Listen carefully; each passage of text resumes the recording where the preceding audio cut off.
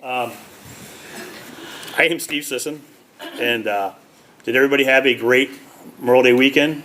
Did we all gorge ourselves on food? Did we have self-loathing afterwards like I did? That's pretty much what I'm here to talk to you about today.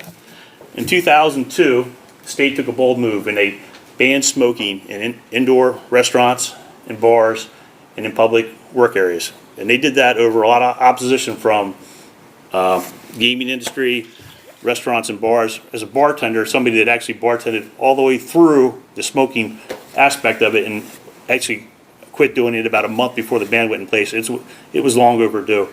And now it's time, I think, for the state to take another bold step and address the diabetes problem that we have in the state.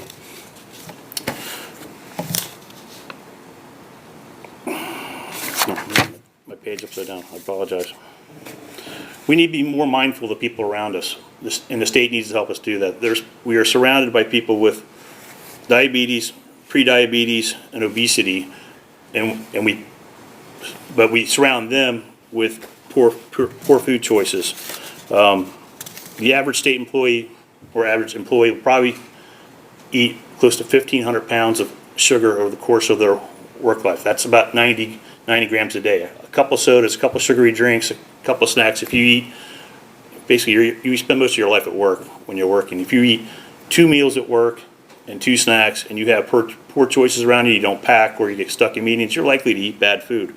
The state had 3 or 4 years ago had taken some good steps. We were doing the health screenings. And that's all fallen by the wayside. Unfortunately, after you would go to health screening, you go to the next DELDOT training, and it was nothing but sugary foods, and your choices were poor.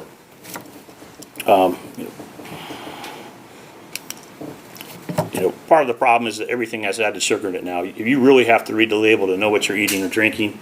And it makes it very easy to get to that 90 grams pretty quick. We've all grown up in the low-fat era, or where we replaced healthy fats with hidden sugars. If you read the label on a low-fat milk versus whole milk, it's full of sugar. All the dressings, including even organic dressings, are full of sugar. And it's something you really have to pay attention to. I refer to this fondly as the DELDOT diabetes cycle.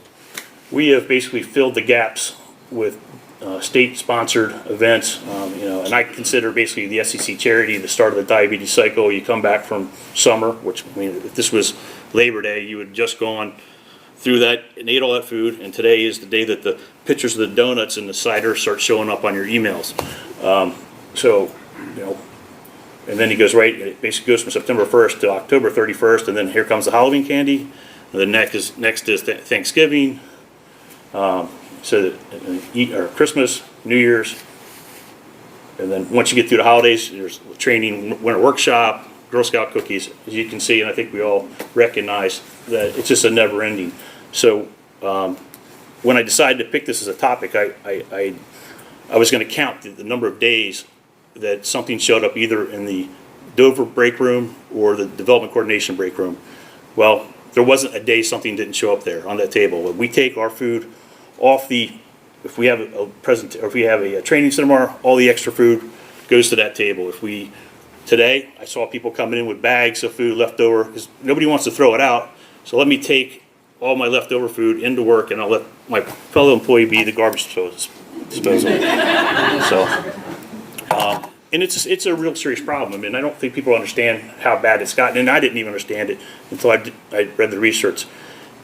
26% of the people have prediabetes, and 90% of them don't even know it. They don't find out until they get tested, and they're like, "Oh, I didn't even know." So these are the people that you're working with, and when you offer them bad choices on a constant basis, it puts them. Say you are diabetic, and I can tell you that there's a couple people in our section that know are diabetic, and we constantly put that in front of them, and I see them trying to manage their insulin levels with the food that we're providing them, or somebody that's pregnant, or you may not know they have cancer. There's all sorts of things that sugar is not really good for. If you hadn't known anybody went through chemotherapy or treatment, to tell you to stay away from the sugar.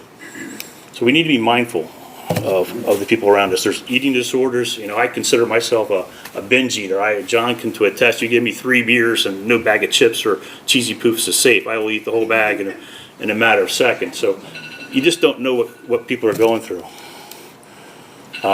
Recent new data indicates that dementia is directly related to the brain plaques are similar to the plaques you get in your artery. So I would ask you to help us break the cycle. Thank you.